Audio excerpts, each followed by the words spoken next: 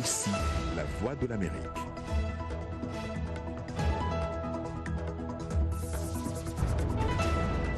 Mesdames, Messieurs, bonsoir. Bienvenue dans cette nouvelle édition de votre journal. On commence par les titres.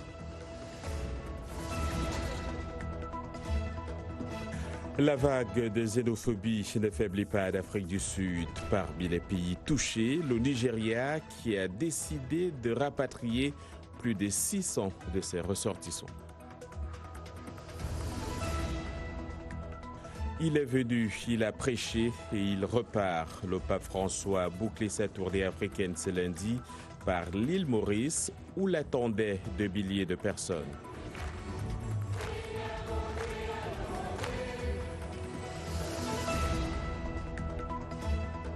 Au moins 45 morts et de nombreux disparus. C'est le bilan provisoire de l'ouragan Dorian aux Bahamas où les urgences s'activent. Nous ferons le point avec Philippe Rauter sur place.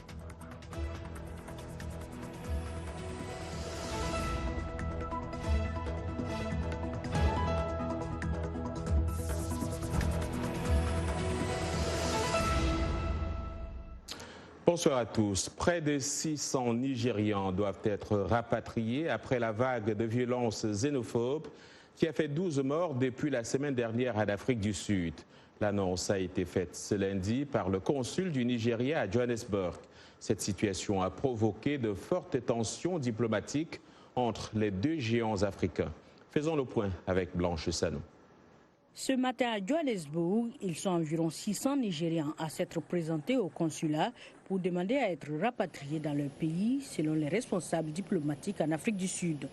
La compagnie aérienne dénommée Air Peace commencera l'évacuation mercredi avec les 320 premiers enregistrés. Rappelons que cette nouvelle vague de violences xénophobes a fait 12 morts en Afrique du Sud depuis une semaine. On ne connaît pas la nationalité des dernières personnes tuées, mais de nombreux commerces et de biens d'immigrés nigérians ont été saccagés et brûlés. Dimanche, je ne suis pas venu au magasin parce que j'avais très peur. Même mes collègues ne sont jamais venus. Lundi, quand nous sommes arrivés, tout était endommagé. Ils ont incendié le magasin dimanche. Puis dans l'après-midi encore, ils sont revenus et ont allumé un autre feu. Vous voyez comment l'homme peut être sans cœur ? Plus de 100 000 Nigérians vivent actuellement en Afrique du Sud, selon les estimations du consulat nigérien à Johannesburg. Lundi, dans sa troisième intervention en moins d'une semaine, le chef de l'État sud-africain Cyril Ramaphosa a fait un discours pour tenter d'apaiser les esprits tout en condamnant les actes de violence et en exhortant les ressortissants étrangers à respecter les lois du pays. Aucun degré de colère, de frustration et de grief ne peut justifier de tels actes de destruction aveugle et de criminalité. Il ne peut y avoir aucune excuse pour les attaques contre les domiciles et les entreprises des ressortissants étrangers. L'émissaire spécial envoyé la semaine dernière à Pretoria pour rencontrer le président Ramaphosa est rentré à Abuja ce week-end et en a rendu compte au chef de l'État, Muhammadu Buhari. Les deux présidents doivent se rencontrer en Afrique du Sud en octobre lors d'une visite prévue depuis plusieurs semaines. Au moins 29 morts, c'est le bilan de 2 attaques survenues dimanche au Burkina Faso, dont l'une à l'engin explosif improvisé. Ces attaques se sont déroulées dans 2 localités de la province du San Matenga, dans le nord du pays. Les victimes seraient en majorité des commerçants, selon une source sécuritaire. Depuis début 2015, les attaques djihadistes ont fait plus de 570 morts au Burkina Faso, dont un grand nombre dans le nord et l'est du pays. Ces attaques ont provoqué des exodes de population, notamment dans le nord. Un sommet exceptionnel des chefs d'État sur la sécurité dans la sous-région devrait avoir lieu le 14 septembre à Ouagadougou. En République démocratique du Congo, Félix Tshisekedi plaide en faveur d'un changement des mentalités dans un message diffusé dimanche au journal du soir sur la chaîne publique. À ceux qui sont responsables de la gestion des affaires publiques, le premier signe visible du changement sera celui de votre comportement, de votre compétence dans la gestion de la mission qui vous est confiée par le peuple congolais, a souligné le président congolais que je vous propose de suivre. Frères et sœurs congolais, le programme des 100 jours nous donne la preuve que par notre volonté, seuls, nous pouvons trouver des solutions à nos propres problèmes et surtout apporter des changements positifs à notre cher pays. Le grand changement que nous attendons, le changement que vous souhaitez, ne sera possible que si chacun de nous tous, Congolaises et Congolais, adopte la même attitude responsable face aux problèmes et défis qui sont les siens, qui sont les nôtres.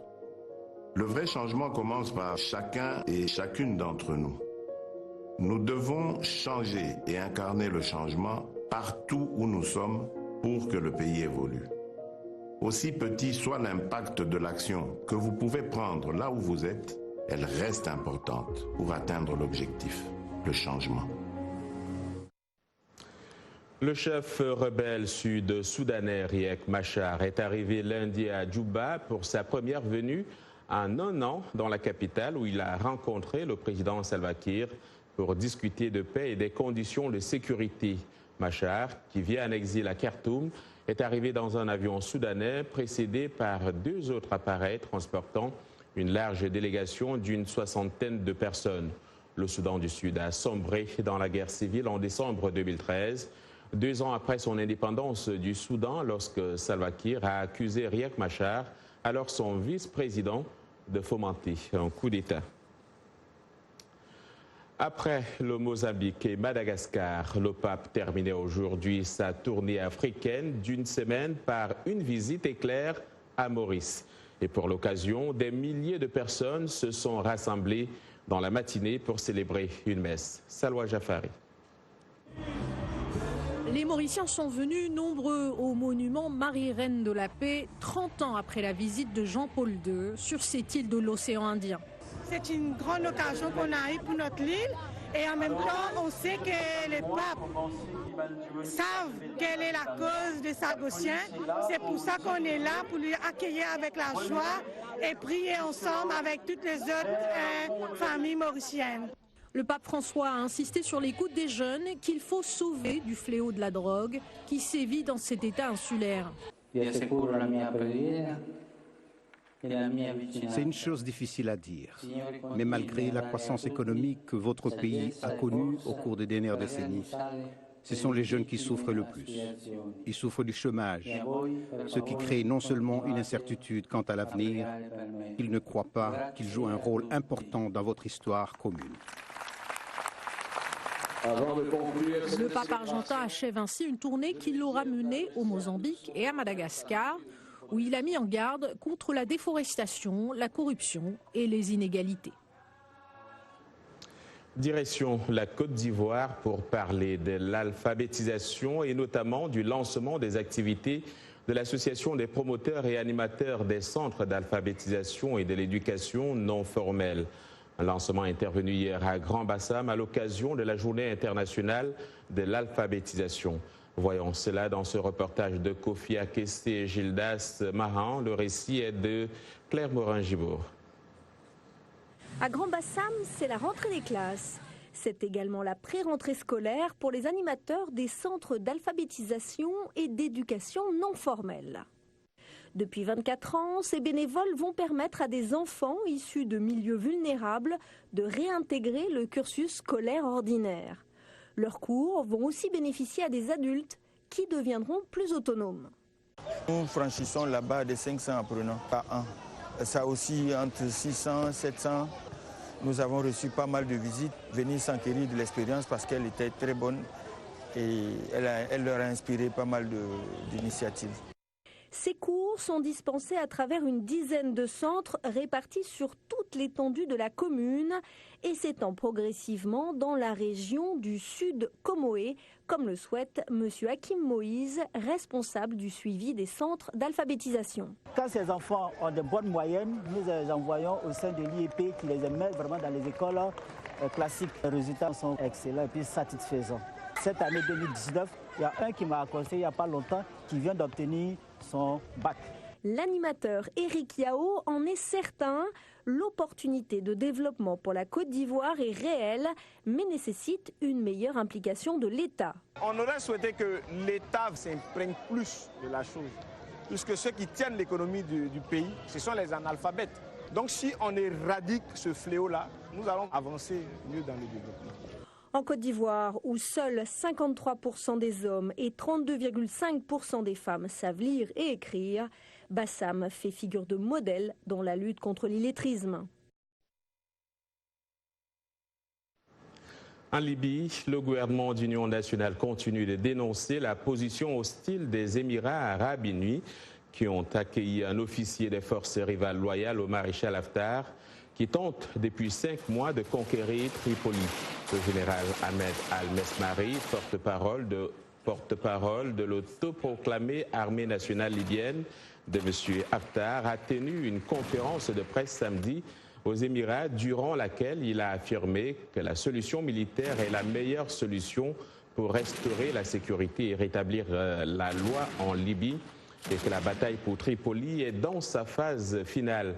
Certaines puissances sont accusées de mener une guerre par procuration en Libye, plongée dans le chaos depuis la chute en 2011 du régime de Mouammar Kadhafi. Et au Maroc, pas moins de 17 personnes ont perdu la vie et 30 autres ont été blessées lors de l'accident de bus survenu dimanche pendant la crue d'une rivière dans le sud-est du pays. C'est ce qu'indique le dernier bilan publié ce lundi par les autorités locales.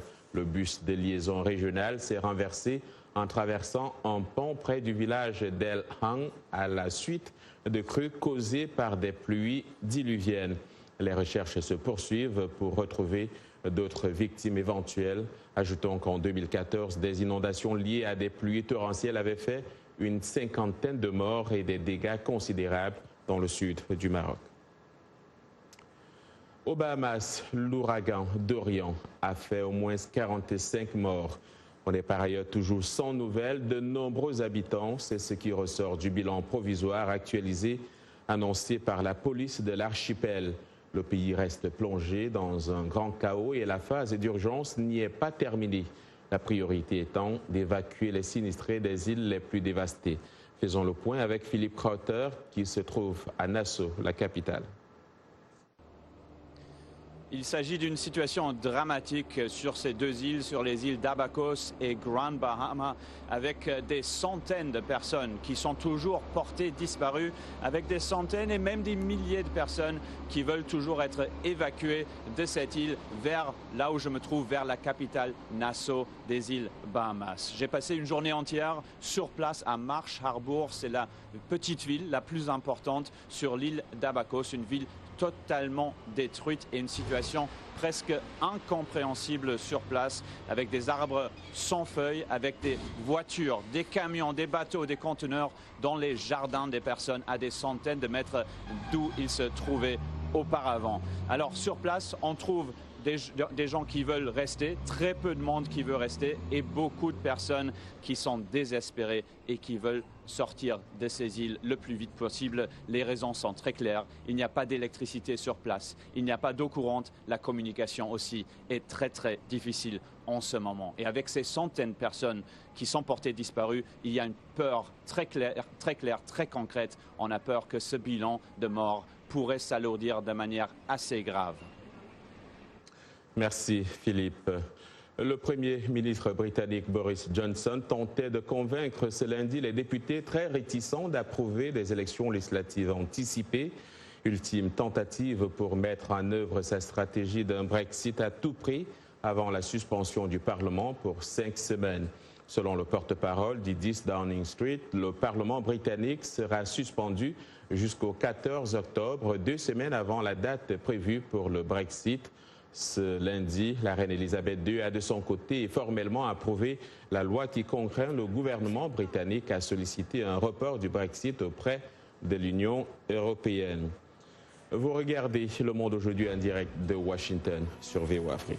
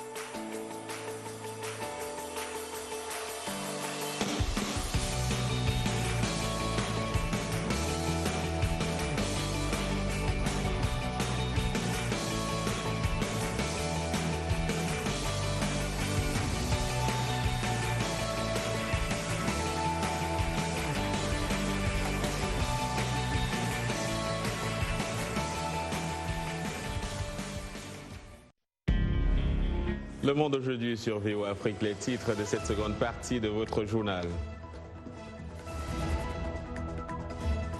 Dans Afrotech ce lundi, nous parlons de drones et de leur usage dans l'agriculture.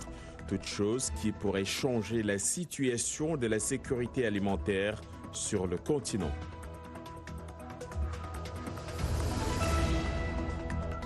Et nous irons au Maroc où les personnes handicapées profitent de la plage sur des fauteuils roulants flottants. Expérience à découvrir dans ce journal.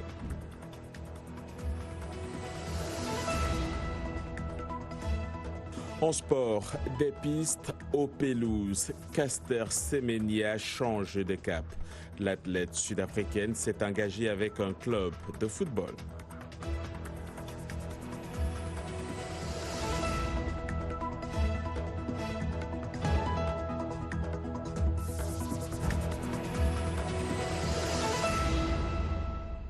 Ce lundi, c'est Afrotech, un rendez-vous incontournable pour les passionnés de tech. Et c'est avec Arzouma Comparé. Bonsoir Arzouma. Bonsoir John et bonsoir à toutes et à tous. Alors John, vous connaissez peut-être Spotify, Pandora ou encore Tidal.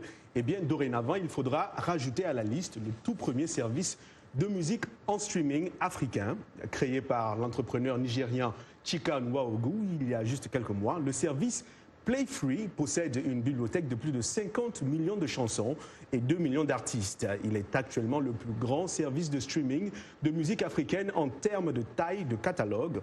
Selon les dires de l'entrepreneur, l'avantage compétitif de sa plateforme est que ses concurrents facturent des frais mensuels pour pouvoir écouter de la musique illimitée, tandis que Play Free offre gratuitement les 45 millions de chansons de Spotify avec la même expérience.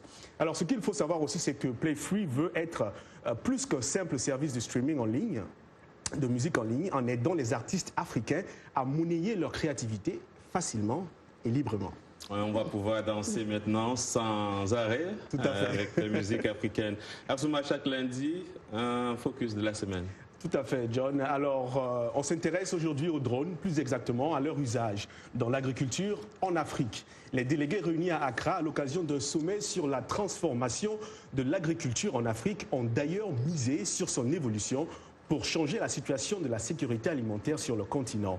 Le Centre technique pour la coopération agricole et rurale, basé aux Pays-Bas, a voulu se joindre à l'effort et attire davantage de jeunes Africains comme Georges Majitwe vers l'agriculture. On l'écoute.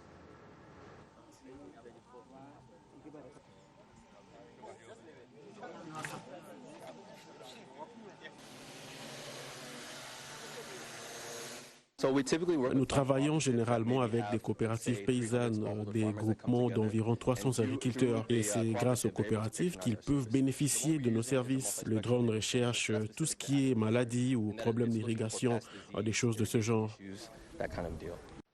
Voilà, au Ghana, un nombre grandissant de petits exploitants adoptent la technologie des drones pour la surveillance des cultures afin d'accroître les rendements et les revenus. Et même si le Centre technique pour la coopération agricole estime que la numérisation de l'agriculture peut rapporter au continent 2 milliards de dollars par an, pour certains, cette technologie reste encore trop chère pour les agriculteurs pauvres.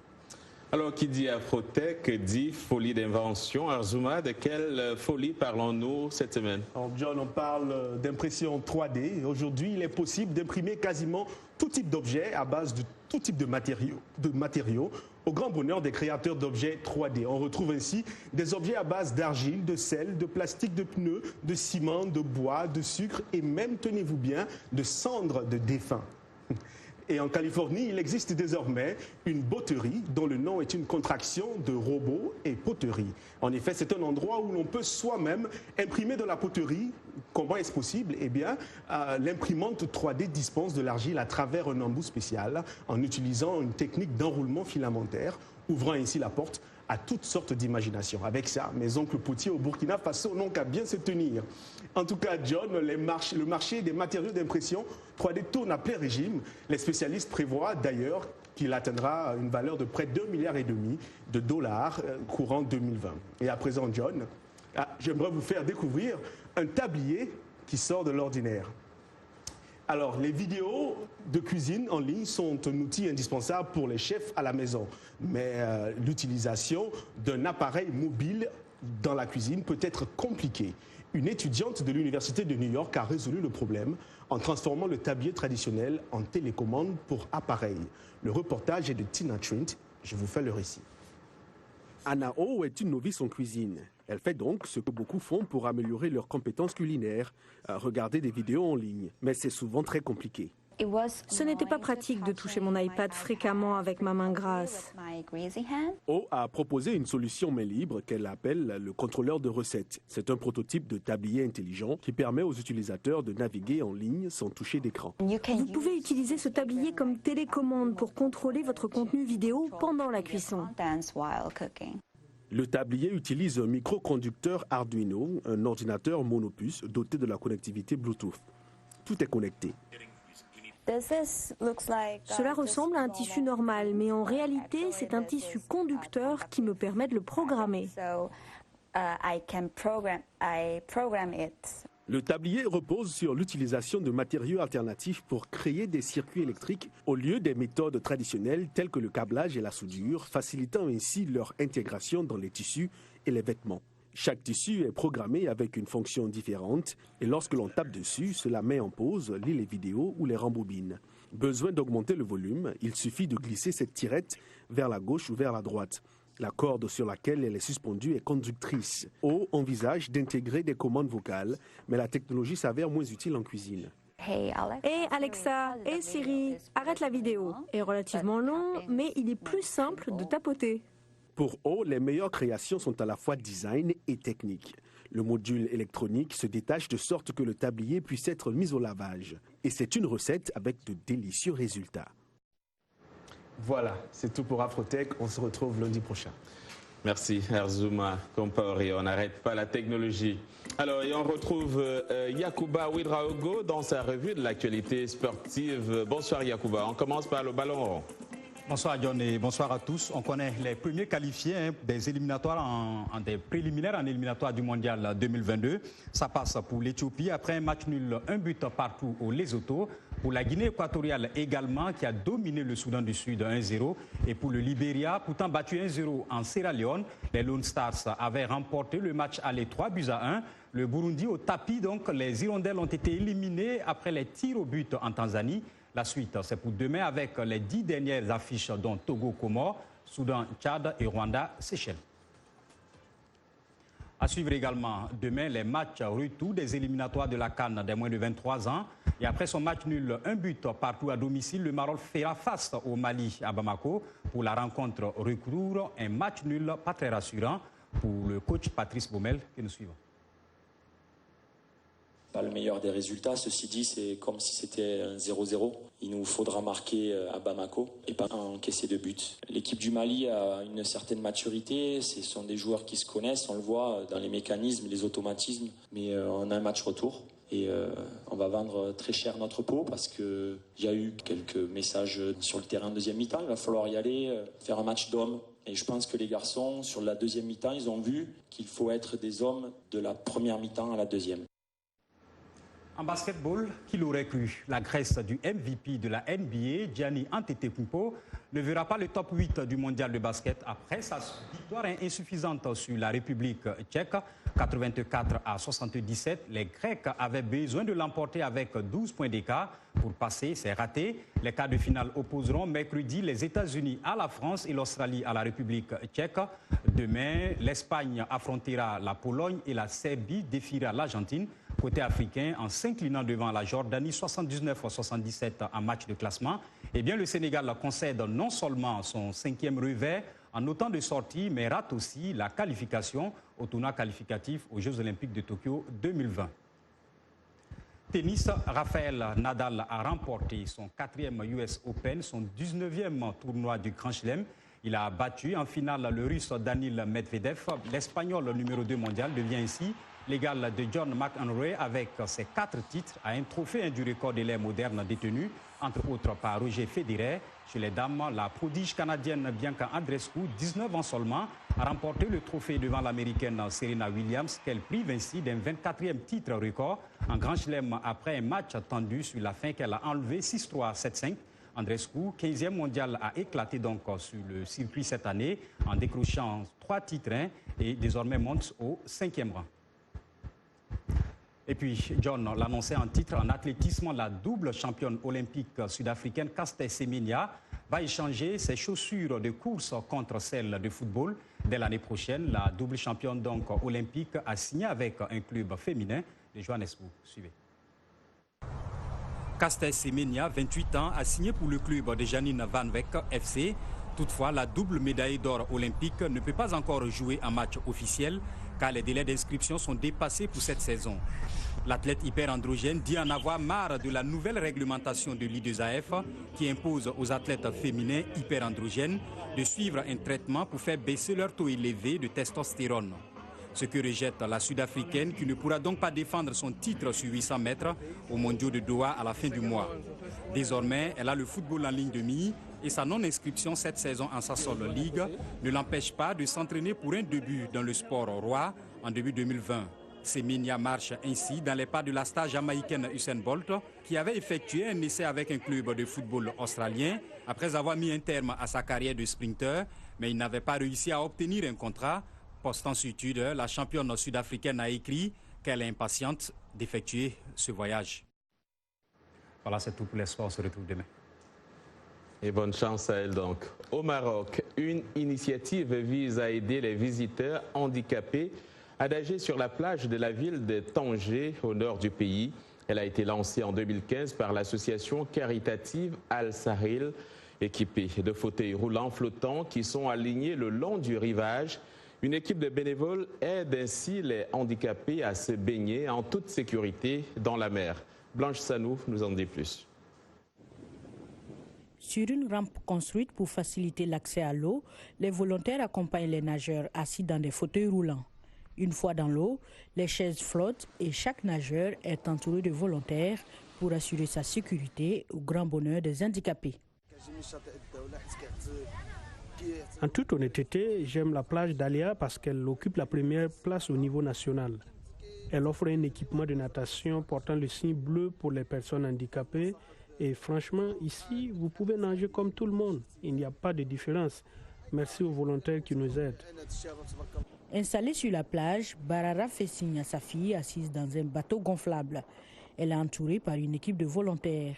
Contemplant la joie de son enfant, cette mère comblée ne tarit pas d'éloges envers les initiateurs du projet. Auparavant, les personnes handicapées étaient généralement marginalisées. Elles ne pouvaient pas s'amuser comme c'est le cas maintenant. Il y avait beaucoup d'obstacles, mais de nos jours, il y a une grande différence et nous disons merci à l'association. Chaque année, l'initiative a lieu pendant l'été et cette année, elle a débuté en juin et se terminera le 15 septembre. Depuis 2015, nous avons vu beaucoup de gens venir avec des personnes handicapées de leur famille. Nous avons donc lancé une initiative simple avec des ressources simples. L'assistance et les services offerts aux nageurs handicapés sont gratuits. Pour les volontaires, la récompense vient du plaisir qu'ils donnent. C'est tout simplement merveilleux cette sensation que nous éprouvons lorsque nous voyons le bonheur dans les yeux des personnes handicapées qui nagent pour la première fois à la plage. Fin de ce journal. Bonsoir.